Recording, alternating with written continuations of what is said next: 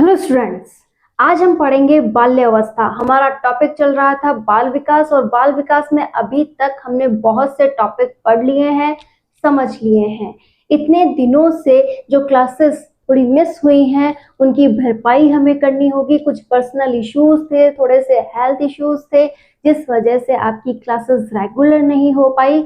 लेकिन अब आपकी क्लासेस रेगुलर होंगी, आपको बहुत अच्छा टॉपिक यहाँ मिलने वाला है, तो प्लीज क्लासेस में रेगुलर बने रहें और आपका जो भी लक्ष्य है उस दिशा में आगे बढ़िए। स्टूडेंट्स, मैं केवल आपको पढ़ा सकती हूँ, लेकिन इसको बार बार पढ़ना, रिवाइज करना, अच्छी प्रैक्टिस करना और अपने आप को किसी लक्ष्य के काबिल बनाना, ये आपके हाथ है। तो प्लीज बिना रुके अपने लक्ष्य की ओर कदम बढ़ाइए और आगे बढ़ जाइए। तो आज के टॉपिक को समझते हैं, जो कि है बाल्य अवस्था। स्टूडेंट्स, हमने इससे पहले ये डिस्कस किया था कि हमें यहाँ पर अवस्थाएं पढ़नी है, मतलब जो मनुष्य का जीवन है उसका जो एक धार है, मतलब कहाँ से स्टार्ट होकर वो कहाँ अंत होने वाला है, इसकी कुछ अवस्थाएं हमें पढ़नी है। जिसमें से सबसे पहले हमने गर्भ अवस्था पढ़ी थी, जो कि मनुष्य के जीवन की स्टार्टिंग है। गर्भ अवस्था को समझते हुए हमने पढ़ा था शेषवावस्था को, जो कि उसका अगला पड़ाव है।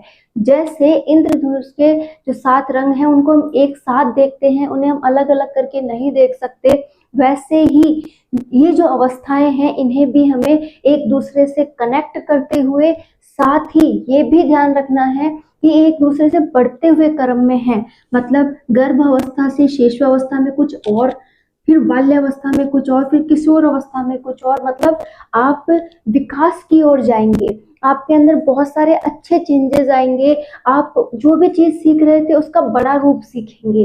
तो जब भी आप किसी क्वेश्चन को सोचें या फिर किसी टॉपिक को सोचें, तो ये सोचना कि ये टॉपिक किस अवस्था से रिलेटेड हो सकता है।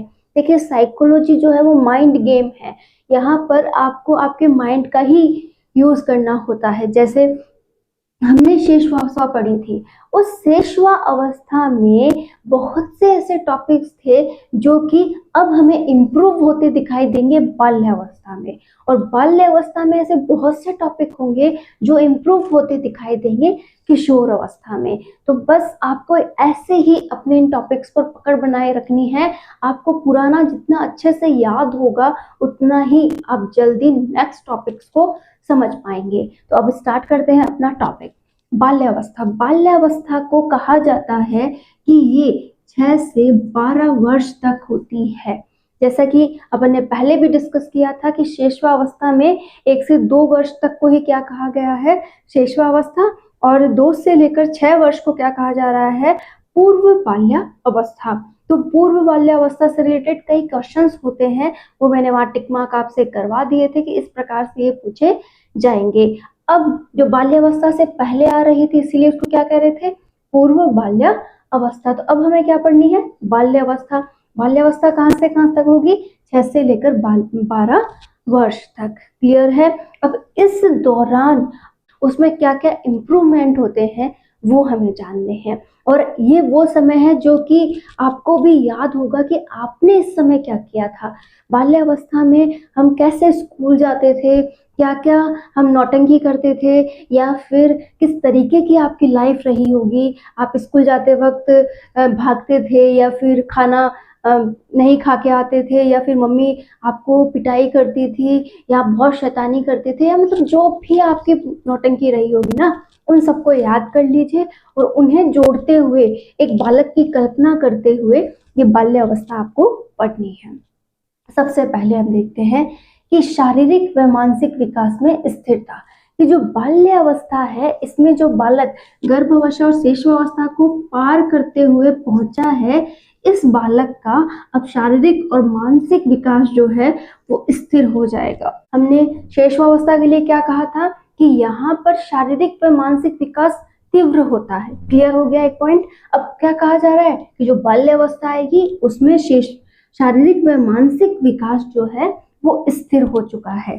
शेषवावस्था में बढ़ रहा था, अब स्थिर हो गया, और किशोर अवस्था में ये वापस से बढ़ जाएगा। क्लियर है यहाँ तक का एक पॉइंट कि जो शारीरिक विकास है और जो मानसिक विकास है वो अभी स्थिरता के अंदर चलेगा। अब तो बालक क्या कर रहा है, उस सभी मानसिक व शारीरिक विकास का उपयोग करते हुए अपने अंदर बहुत से चेंजेस ला रहा है, उसके अंदर बहुत से ऐसी बातें इकट्ठी कर रहा है जो उसकी लाइफ में आगे उसको मदद करने वाली है। उनके आधार पर वो बहुत कुछ सीख रहा है। क्लियर हो गया। नेक्स्ट है आत्मनिर्भरता की भावना। देखो यहाँ पर आपको आपके पुराने ज्ञान से बहुत कुछ मिलने वाला है। आत्मनिर्भर, जब बच्चा छोटा था उसे कुछ नहीं आता था, जैसे उसको खाना खाना नहीं आ रहा है, कपड़े पहनना नहीं आ रहा है, अपनी दैनिक क्रियाएं वो खुद नहीं कर पा रहा है, तो शेषवावस्था में वो क्या है, माता पिता पर निर्भर है। जो भी अपनी क्रियाएं हैं वो परिवार के द्वारा पूर्ण कर रहा है। लेकिन अब वो बाल्यावस्था में आ चुका है, थोड़ा और बड़ा हो चुका है, तो वो अपनी क्रियाएं क्या करेगा, खुद ही करेगा। तो आपको अच्छे से याद रह जाएगा कि जो आत्मनिर्भरता की भावना है वो कब आ जाती है, बाल्यावस्था में आ जाती है। नेक्स्ट है हमारा समूह में खेलना, कि जो बाल्यावस्था होती है यहाँ पर बालक समूह में खेलना पसंद करते हैं। जैसे ही बच्चा स्कूल से आता है, लंच वगैरह हुआ, अपना होमवर्क वगैरह हुआ, उनको इतनी जल्दी रहती है कि कब सारा काम कंप्लीट हो, कब शाम हो और मैं बच्चों के साथ जाकर के खेलूं, मेरे सारे फ्रेंड्स आ गए होंगे, मैं जाने में लेट ना हो जाऊं।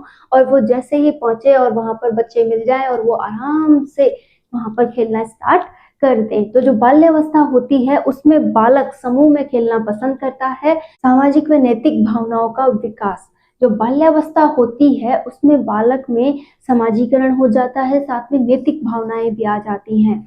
जैसा कि आप लोगों ने शिशुअवस्था में बालक को देखा था, वो बिना किसी को देखे कि यहाँ कौन आया हुआ है, कितने मेहमान आए हुए हैं, वो रोना स्टार्ट कर देता था, कुछ भी मांगता था। लेकिन अब बालक क्या हो चुका है, नैतिकता के गुण अपना चुका है। उसे पता है कि कोई आया है तो इसके सामने किस प्रकार का व्यवहार करना है, मुझे किस तरीके से रहना है।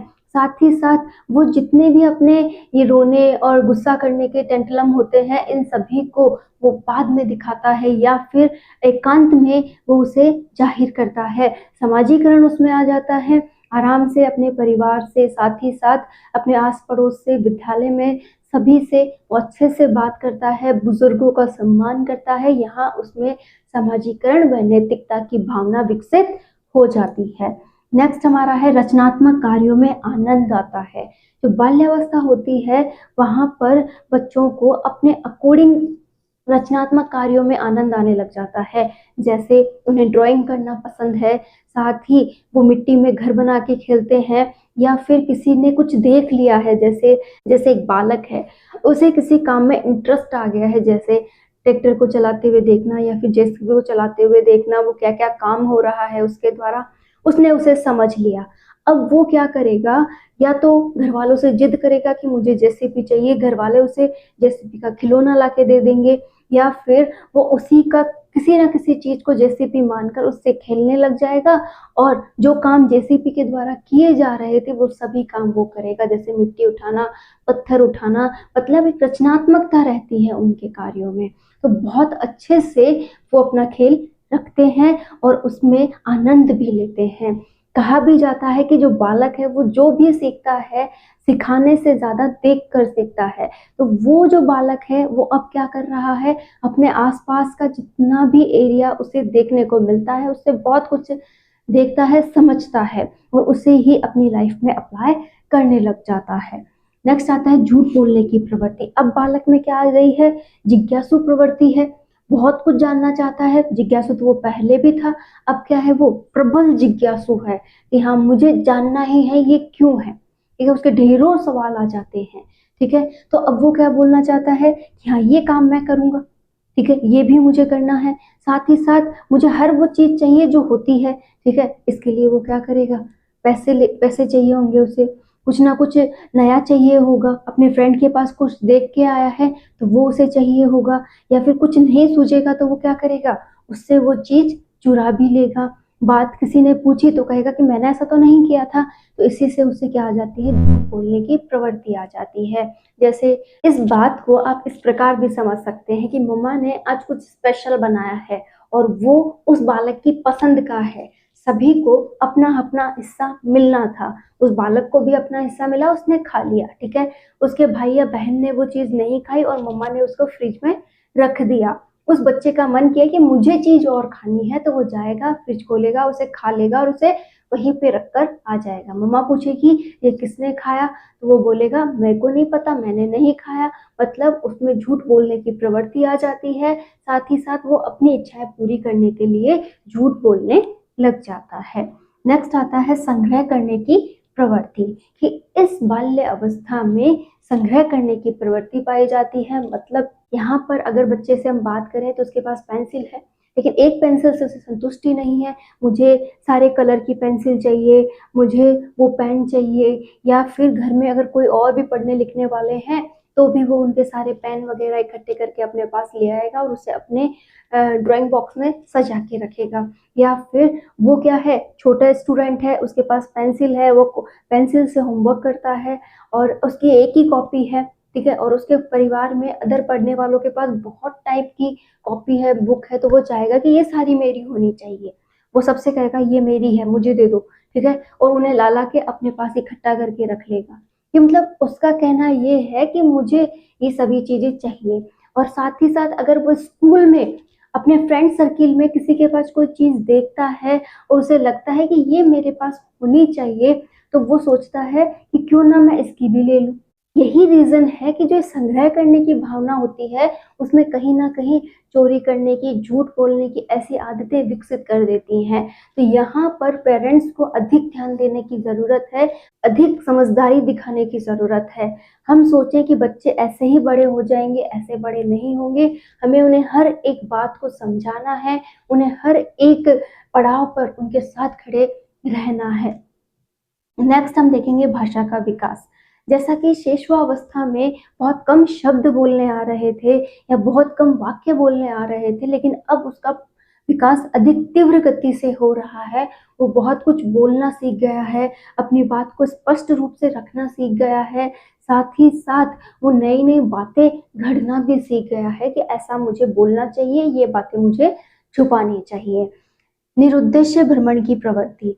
बाल्यावस्था में एक तो इंसान अपने वर्तमान में जीता है, ठीक है, उसे नहीं पता कि भविष्य में मुझे क्या करना है, नहीं भविष्य की उसे कोई चिंता है, वर्तमान में है, उसने अपना काम किया, बचे हुए समय में वो सोचता है कि मैं आराम से अपने फ्रेंड सर्किल में घूमूं फिरूं, मौज मस्ती करूं। तो इसलिए वो चाहता है कि मुझे फ्रीली भ्रमण करने के लिए छोड़ दिया जाए, मैं अपने घर में बोर हो चुका हूँ और जितना हो सके मैं भ्रमण प्रवृत्ति में ही रहता हूँ। तो ये बात बिल्कुल सही है कि निरुद्देश्य वो क्या करते हैं, भ्रमण करते रहते हैं, किसी भी फ्रेंड के पास चले गए या फिर अपने किसी भी घर वाले परिवार वालों के पास चले गए, तो वो निरुद्देश्य भ्रमण करते हैं। नेक्स्ट आती है हीन भावना का शिकार होना। जैसे कि एक टॉपिक और है इसी से रिलेटेड, पक्षपात की भावना का शिकार होना। पहले हम इसे समझेंगे कि पक्षपात की भावना, अगर घर में दो बच्चे हैं, ठीक है, दो लड़के हैं, तो भी कई बार होता है कि एक पढ़ने में अच्छा है, एक पढ़ने में अच्छा नहीं है। माता पिता क्या करते हैं, जो पढ़ने में अच्छा है उसे बहुत अधिक प्रायोरिटी देते हैं, उसका ध्यान रखते हैं, हर चीज उसके लिए अवेलेबल हो जाती है, जबकि दूसरे बच्चे पर इतना ध्यान नहीं दिया जाता, उसकी इच्छाओं की भी पूर्ति नहीं की जाती। तो ये जो पक्षपात की भावना होती है, इससे बच्चे में हीन भावना आ जाती है कि मैं किसी भी प्रकार से एलिजिबल नहीं हूँ, मेरे अंदर बहुत सी कमियां हैं, मैं तो किसी भी काम के लायक नहीं हूँ। तो ये पक्षपात होता है, ये भावना सबसे ज्यादा हानिकारक होती है, क्योंकि जो पक्षपात की भावना होती है इससे बालक के मानसिक विकास पर बहुत अधिक प्रभाव पड़ता है। वो अपने आप को बहुत कमजोर महसूस करता है, वो बहुत ज्यादा टूट जाता है और हीन भावना का शिकार भी हो जाता है। प्रशंसा पाने की इच्छा, जो बालक होता है उसमें प्रशंसा पाने की इच्छा होती है कि भाई मैंने ये काम कर दिया, अब कोई मेरी तारीफ भी कर दो कि भाई मैंने बहुत अच्छा काम किया है। तो अगर आप एक बच्चे को बहुत अच्छा सिखाना चाहते हो या कुछ नया करवाना चाहते हो, तो पहले उसे थोड़ा बढ़ाओ चढ़ाओ, उससे कहो कि भाई तू बहुत अच्छा है, बहुत समझदार है, तेरे से अच्छा ये काम कोई नहीं कर सकता। तो वो क्या होगा, मतलब उसे बहुत अच्छा लगेगा और वो क्या करेगा, उस काम को बहुत अच्छे से वहां पर करने लग जाएगा। तो प्रशंसा पाने के ये इच्छुक होते हैं। हम क्या डिस्कस कर रहे हैं? एक बालक के 6 से 12 साल की उम्र डिस्कस कर रहे हैं कि इस दौरान एक बालक में कौन-कौन से गुण, कौन-कौन सी विशेषताएं होनी चाहिए। तो ये सभी विशेषताएं वो 6 से 12 साल के बच्चे में देखने को मिलती हैं। अगर आप में से भी कुछ गृहिणियां इसे देख रही हैं तो प्लीज आप भी इन अवस्थाओं को जरूर अपनाएं, क्योंकि ये अवस्थाएं आपके बच्चों के भविष्य में आपकी मदद करने वाली है। नेक्स्ट हमारा आता है खेल में रुचि। इस समय माता पिता फोर्स करते हैं बच्चों को कि बेटा पढ़ ले, थोड़ा इस तरीके से होमवर्क कर ले, तुझे ये एक्स्ट्रा वर्क करना चाहिए, तुझे वहाँ कोचिंग के लिए हम डाल देते हैं। लेकिन उन्हें यहाँ पर ये सोचना चाहिए कि अभी बालक बहुत छोटा है।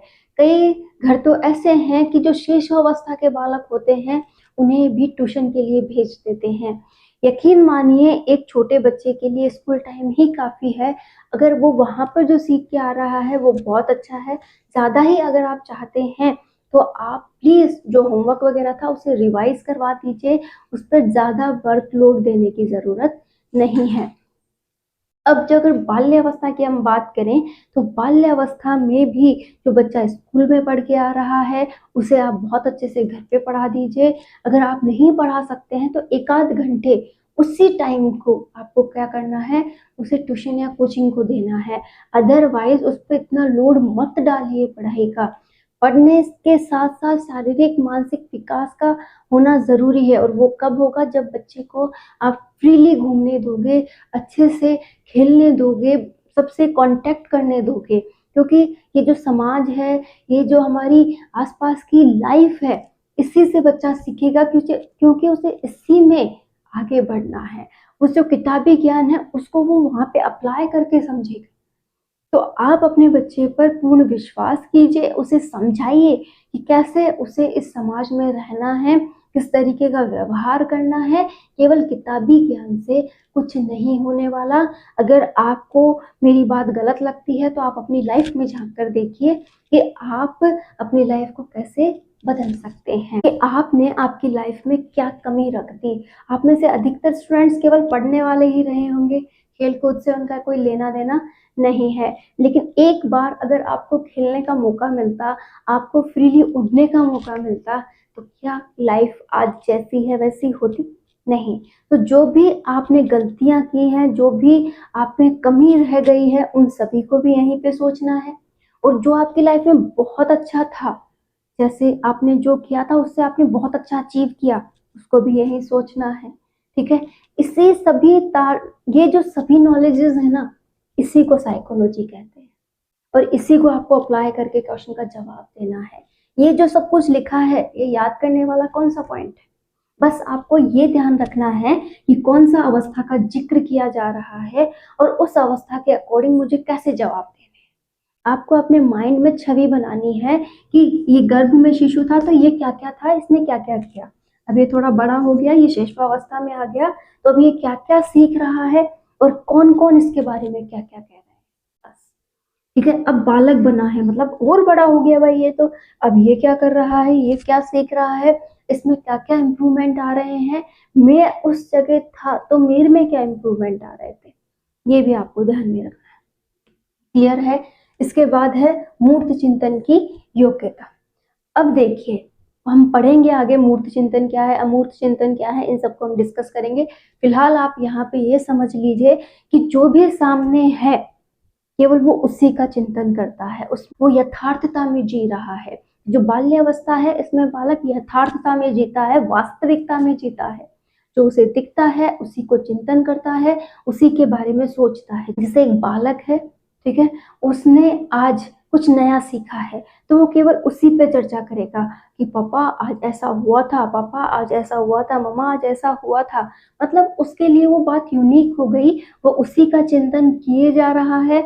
और वो जब भी उसे मौका मिला, वैसा कुछ दिखा उसे अपने घर में, तो वो करने भी बैठ जाता है। ठीक है? तो उसकी रचनात्मकता, ठीक है, और साथ ही साथ उसकी जो मानसिक क्रियाएं हैं वो उसी टॉपिक से रिलेटेड रहती हैं। वो ऐसा नहीं कि इससे भविष्य में क्या हो सकता है, क्या मैं इसकी कल्पना कर सकता हूँ। ठीक है? वो ऐसा कुछ भी नहीं सोचता है। जैसे आज उसने एक बहुत शानदार गाड़ी देखी तो वो अपने पापा से कहेगा कि आज मैंने गाड़ी देखी थी, वो ऐसे रंग की थी और वो ऐसी दिखती थी। वही बात अपनी मम्मा से भी कहेगा, वही अपनी फैमिली से कह कह के अपने माइंड में भी बैठा बैठा उसी को सोचेगा।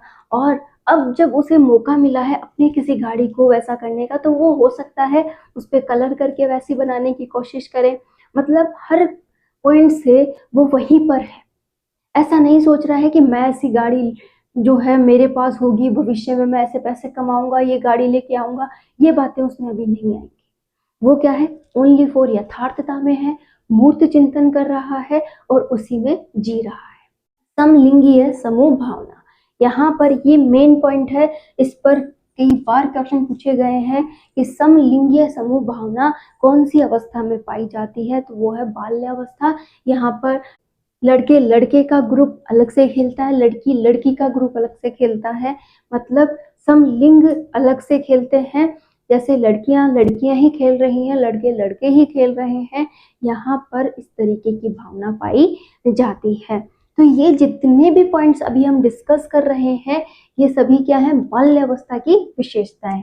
नेक्स्ट है संवेग पर नियंत्रण। अब उसे पता है कि कहाँ गुस्सा करना है, कहाँ पर उसे प्यार से बात करनी है, कहाँ उसे अपने रोने धोने के टेंटलम दिखाने हैं, उसे अब सब कुछ पता है। वो शेषावस्था की तरह हर जगह नौटंकी नहीं करेगा। मतलब किसी को चाटा मारना है तो वो सात बार सोचेगा कि ये बड़ा है, ये मेरे पे उल्टा रिएक्ट कर सकता है, मुझे चाटे मार सकता है। जबकि शेषावस्था में क्या था, गुस्सा आया किसी के भी दिया, क्योंकि उसे पता ही नहीं था ये बड़ा है तो ये मुझे मार भी सकता है। उसके लिए सब बराबर थे और वो आराम से उसे मार सकता था। नेता बनने की प्रवृत्ति, इस पर भी कई बार क्वेश्चन पूछे गए हैं कि नेता बनने की प्रवृत्ति कौन सी अवस्था में पाई जाती है, बाल्या अवस्था में। कि जो बालक होता है वो खेल खेल में नेता बनते हैं और अपने से नीचे वालों को क्या कहते हैं, अपने सेवक के रूप में व्यवहार करते हैं। जैसे आज बच्चा क्या बना है, टीचर बना है, और बाकी बचे हुए जितने भी अपने फ्रेंड्स हैं उन्हें क्या बना देता है, स्टूडेंट्स। और जैसा उसके टीचर्स पढ़ाते हैं ना, वैसे ही वो क्या कर रहा है, अपने स्टूडेंट्स को पढ़ाता है, उन्हें डांटता है, फटकारता है, और अच्छे से होमवर्क करो, ये करो, तुम वो करो। मतलब उसमें नेता बनने की प्रवृत्ति है और वो हर वो कार्य करेगा जिससे कि वो एक बड़ा आदमी बन सके। और कुल मिला के एक ही पॉइंट क्लियर होता है कि जो ये बाल्यावस्था है उसमें जो बच्चा है कई बार बड़े लोगों की तरह रिएक्ट करता है कि मुझे बड़ा बनना है। लेकिन बड़े बनने के भी कई नुकसान हैं, आप और मैं बहुत अच्छे से जानते हैं। लेकिन बाल्यावस्था में सभी को शौक होता है कि मैं कब बड़ा होऊंगा, और बड़ा होने के बाद हम सब क्या सोचते हैं कि काश मैं छोटा ही रहता, उसमें कितना आराम था, आराम से अपनी लाइफ कट रही थी। तो ये सभी साइड इफेक्ट्स और जो इफेक्ट्स हैं वो हमने अपनी जिंदगी में जिए हैं, उन्हीं को हमें यहाँ पर क्लियर करना है। भाई बहन में झगड़ा, तो जो बाल्यावस्था है उसमें अगर घर में भाई बहन है या फिर भाई भाई है, उन सभी में झगड़ा देखने को मिलता है। कैसे कि इसने मेरा ये ले लिया, उसने मेरा वो ले लिया, मम्मा मुझे ये तंग करता है, मम्मा इसने मेरी आज ये वाली चीज तोड़ दी। मतलब कुल मिलाकर उनमें झगड़े चलते रहते हैं, क्योंकि वो अभी तक पूरी तरह से समझदार नहीं हुए हैं। वो अपनी हर एक बात को एक बच्चे की तरह सोचते हैं। तो स्टूडेंट्स, आज हमने डिस्कस की है बाल्यावस्था की विशेषताएं, और ये विशेषताएं आपको केवल पढ़ के और समझनी है। और समझोगे कैसे, एक बालक के ऊपर आपको अप्लाई करके इन बातों को याद रखना है। एक और बात, शैशवावस्था, बाल्यावस्था और किशोर अवस्था, तीनों को हम कनेक्ट करके पढ़ेंगे कि किसमें कौन सी कमी थी। देखो, इसे इस तरीके से समझो कि जो शैशवावस्था की कमी होगी वो बाल्यावस्था में दूर हो जाएगी, और जो बाल्यावस्था की कमी होगी वो किशोर अवस्था में दूर हो जाएगी, क्योंकि हम इंक्रीजिंग ऑर्डर में विकास देख रहे हैं। तो हमें कमियों को दूर करते हुए आगे बढ़ना है। क्लियर है? जैसे यहाँ जिज्ञासा थी, यहाँ पर प्रबल जिज्ञासा है उन बातों को जानने की, और यहाँ पर वो हर बात को जानकर अपने आप को संतुष्ट करना चाहेगा। ठीक है, यहाँ पर वो दूसरों पर निर्भर था, यहाँ पर वो आत्मनिर्भर हो गया, और यहाँ पर वो पूरी तरह से आत्मनिर्भर हो जाएगा। इसी तरीके से यहाँ उसे कुछ शब्द आते थे, यहाँ पर उसे बहुत अच्छे से बोलना आता है, यहाँ पर वो एक्स्ट्रा बातें भी सोच सकता है। तो इस तरीके से हम विकास की ओर बढ़ेंगे। तो जितना ज़्यादा आप कनेक्ट करेंगे, बातों को सोचेंगे, अपने आसपास के लोगों पर या अपने ऊपर अप्लाई करके समझेंगे, आप उतना ही अच्छा साइकोलॉजी पढ़ेंगे। तो अब हम रेगुलर मिलेंगे, रेगुलर हमारी क्लासेस आएंगी, तो बने रहिए क्लासेस में और रेगुलर अपनी पढ़ाई को जारी रखें।